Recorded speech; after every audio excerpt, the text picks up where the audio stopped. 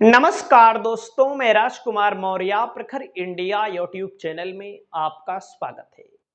बिहार विधानसभा चुनाव के लिए सभी राजनीतिक पार्टियों ने अपनी अपनी तैयारी तेज कर दी है। आज की इस वीडियो के माध्यम से आप सभी साथियों को बताने जा रहे हैं, जो चिराग पासवान हैं, जो एनडीए गठबंधन के साथ हैं, नीतीश कुमार और बीजेपी के साथ हैं, जिनकी पार्टी ने लोकसभा के चुनाव में 5 की 5 सीटों पर, यानी कि एनडीए कोटे से इनको 5 सीटें मिली थी गठबंधन के तहत। 5 की 5 सीटों पर इनकी पार्टी ने चुनाव जीता। 100% स्ट्राइक रेट रहा।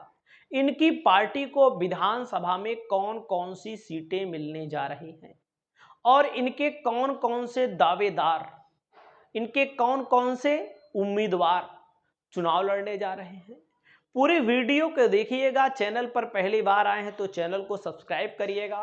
आप लोग कमेंट करके बताइएगा ईमानदारी से कि एनडीए का पलड़ा इस समय भारी चल रहा है बिहार में कि इंडिया यानी महागठबंधन का, यानी कि तेजस्वी यादव की उम्मीद है कि नीतीश कुमार की एक बार फिर से उम्मीद है। हम आपको बताने जा रहे हैं चिराग पासवान की पार्टी के बारे में। चिराग पासवान की पार्टी से एक नाम आ रहा है, राष्ट्रीय उपाध्यक्ष है महिला प्रकोष्ठ की लोक जनशक्ति पार्टी से डॉक्टर इंदु कश्यप। डॉक्टर इंदु कश्यप को चिराग पासवान की पार्टी विधानसभा का चुनाव लड़ाने जा रही है, क्योंकि महिलाओं को भी टिकट देना जरूरी होता है। 50% महिलाओं की आबादी है, चाहे हम अपने देश की बात करें या अपने प्रदेश की बात करें। तो दोस्तों, डॉक्टर इंदु कश्यप को जहानाबाद से मैदान में उतारने की बात चल रही है। इन्होंने तैयारियों को भी तेज कर दिया है। इनकी तैयारी इस समय बहुत तेज चल रही है जहानाबाद विधानसभा के अंदर। वहीं पर दोस्तों, अगला नाम आता है अमर सिंह कुशवाहा का। अमर सिंह कुशवाहा है प्रदेश उपाध्यक्ष हैं और पूर्व प्रत्याशी नाथनगर विधानसभा से रह चुके हैं लोक जनशक्ति पार्टी रामविलास पासवान से। दोस्तों, अमरनाथ कुशवाहा पिछली बार भी चुनाव लड़े थे, तो अब की बार इनका नाथनगर से टिकट कंफर्म बताया जा रहा है कि नाथनगर सीट एनडीए कोटे से चिराग पासवान लेंगे भी और अपने प्रत्याशी को मैदान में खड़ा करने जा रहे हैं। वहीं पर आप सभी साथियों को अगली सीट में बताने वाला हूं सुनील यादव को लेकर। सुनील यादव बिहार की राजनीति में बहुत ही ज्यादा सक्रिय हैं, प्रदेश महासचिव के पद पर सक्रिय हैं और चिराग पासवान के बहुत ही करीबी नेता माने जाते हैं सुनील यादव।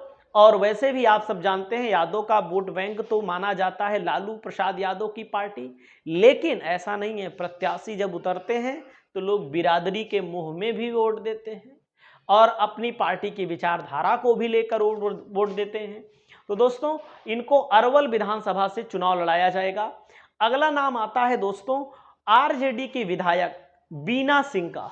वीना सिंह आरजेडी की विधायक हैं, लेकिन आरजेडी इनको विधानसभा का टिकट नहीं देगी, क्योंकि लोकसभा के चुनाव में वीना सिंह और वीना सिंह के पति ने आरजेडी के साथ गद्दारी कहिए, धोखा कहिए, बगावत कहिए, जो आप मान लीजिए, वीना सिंह को महनार विधानसभा सीट से आरजेडी के सामने, अब आरजेडी की वर्तमान की विधायक हैं, अब की बार एलजेपी से चुनाव लड़ने जा रही हैं।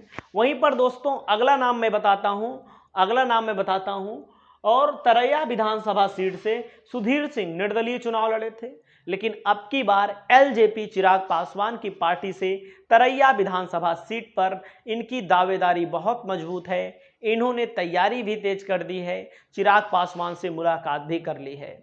वहीं पर सबसे बड़ा नाम आता है, पिछली बार गायघाट विधानसभा सीट से प्रत्याशी थी कोमल सिंह।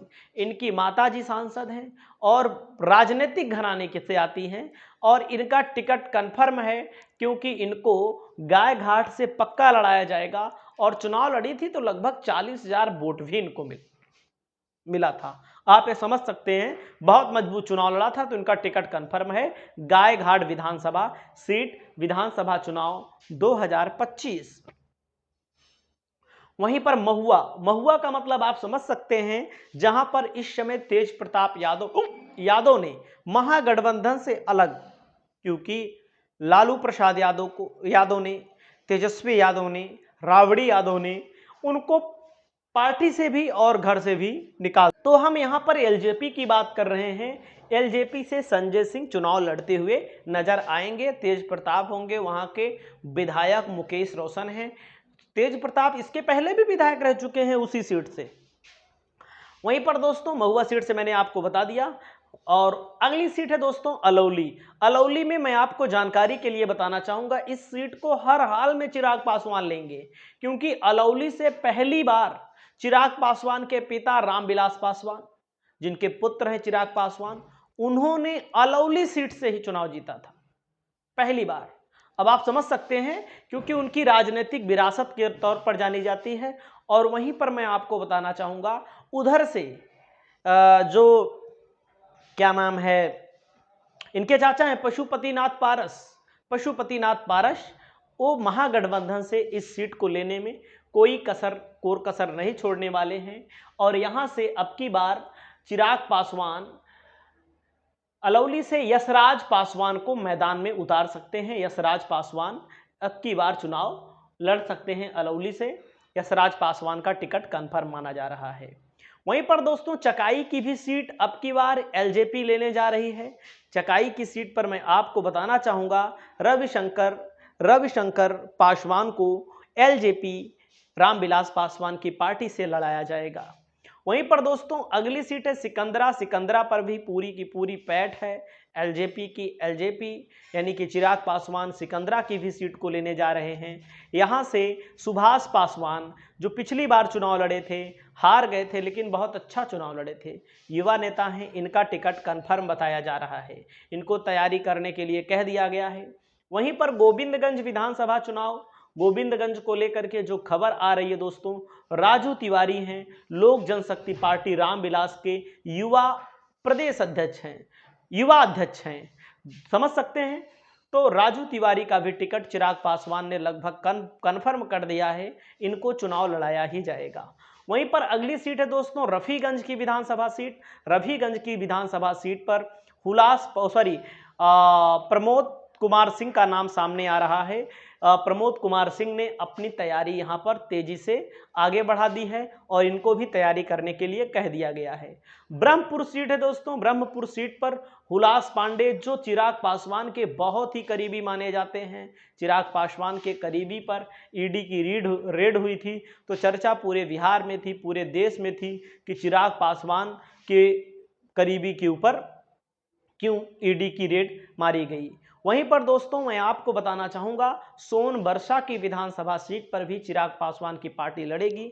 और 2-4 सीटें आपके सामने मैं आने वाले वीडियो को लेकर आऊंगा तो बताऊंगा, क्योंकि ये गठबंधन है। गठबंधन में जितना बता रहा हूं इसमें 80% सही मानिएगा, 20% बदल भी सकती हैं सीटें। आपकी क्या राय है, आप लोग अपनी राय को बताइएगा। नमस्कार।